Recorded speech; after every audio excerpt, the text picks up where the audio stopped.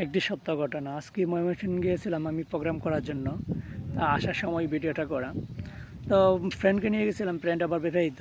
এত সুন্দর একটি বউ আছে তার গড়ে, যে কল্পনার বাইরে। মানে এরকম আমি দ্বিতীয়বার কোনো নারী দেখি নাই, এরকম একটি বউ তার। ময়মনসিংহ যাওয়ার পরে প্রোগ্রাম করার শেষে যখন পড়বো, আসার সময় আমার ফ্রেন্ড বলতেছে চল ময়মনসিংহ গাঙ্গিনাপাড়া যাবো। পরে আমি বলছি যে তোর বউ আছে গড়ের মধ্যে, তুই গাঙ্গিনাপাড়া যাবি, এটা কেমন বিষয়টা না? পরে বলছে তুই এত কথা বলিস না, চল।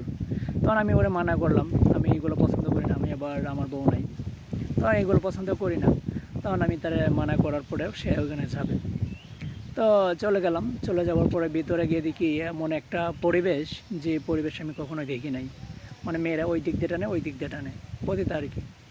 তারপরে ওইখানে যাওয়ার পরে আমি বসেছিলাম, ও আবার রেট পড়াচ্ছিল, একটার দাম কোনটার দাম কত, 300 টাকা, একজন আছে 400 টাকা, আছে 500 টাকা, বিভিন্ন রেটের আছে। তো ও করলো কি, একটা 400 টাকা মেয়েকে নিয়ে ওর রুমে গেল রুম রেট করার জন্য। তখন ওরা মেলামেশা করার পরে চলে আসে। আসার পরে আমি বসে চা কাটছিলাম, তখন এখানে চা খাওয়ালেও চাটা এতটুকু নোংরা ছিল যে ওই পরিবেশে খাওয়াটাই আমার উচিত হয় নাই। তারপরে আমি চলে আসছি অর্ধেক চা রেখে, বাইরে বসে রইলাম। তারপরে ও আসছে, আসার পরে আবারও মন চাচ্ছে ও যাবে। তখন আবারও ও চলে গেছে, গিয়ে আবারও ও 500 টাকা দিয়ে আরেকটা কাজ করলো। কাজ করার পরে ও আবার আসছে। পরে আমি বলছি দেখ তোর বউ আছে, তাও তুই গেলি, আমার বউ নাই, আমি যাই নাই। পরে বলতেছে কে দেখছে? আমি কই যদি কেউ দেখতো তাহলে কি মান সম্মান কোথায় যেত? ওর কে আর দেখবে, ওইখানে দেখার মতন কেউ আছে? পরে আমি হ্যাঁ একজন আছে, উনি হলো উপরওয়ালা আল্লাহ। যে আল্লাহ দেখছে আপনাকে কখনোই সে ক্ষমা করবে না। আপনার ঘরে স্ত্রী আছে, যেটা আমি করতাম তা হয়তো বা মেনে নিতে পারতাম, কেন আমার ঘরে স্ত্রী নাই, বউ নাই, আমি কার সাথে কীরকম করবো? তো এই কথা বললাম, বলার পরে ও আমার সাথে আসতেছে। তারপরে বললাম যে একটা ভিডিও করি। তো এই ভিডিওটা করলাম এই যে ময়মনসিংহ আসার পথে।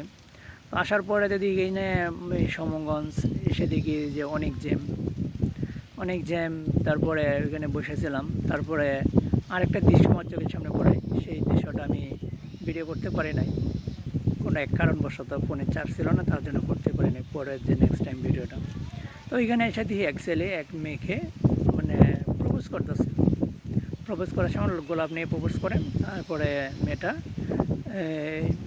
বকরা মগজ উঠাইছে, উঠানোর পরে এক বোরা দাদি, মানে এত বোরা হয়েছে যে বলার বাইরে। তখন ওই ছেলেটা ডরায় আপিল করেছে, মানে দৌড় দিচ্ছে আর কি। ও আর মানে ওই মেয়েকে বিয়ে করবে না, আর প্রপোজও করবে না ওই মহিলাটাকে। আর একটা কথা হলো জীবনে চলার পথে অনেক ধরনের বাধাই আসে, সেই বাধাগুলোকে কেটে উঠতে হবে। এবং জীবনে সবার জীবনে প্রেম আসে, আমার জীবনে একটা এসেছিল যাকে আমি অন্তর থেকে ভালোবাসতাম অনেক, প্রচুর পরিমাণে। সে এক পুরুষ আসক্ত না, সে বিভিন্ন পুরুষ আসক্ত।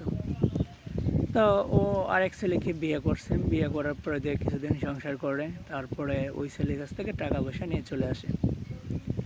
তো এই সময় ওর সাথে আমার দেখা হয় কয়েকদিন পরে সমগঞ্জ, এই যে সমগঞ্জ যে ভিডিওটা করলাম ওই বাজারেই, যে বাজারে দেখতে পারতেছেন এখন লাইভে আছে বাজারটা, ওইটারই সমগঞ্জ দেখা হয়েছে।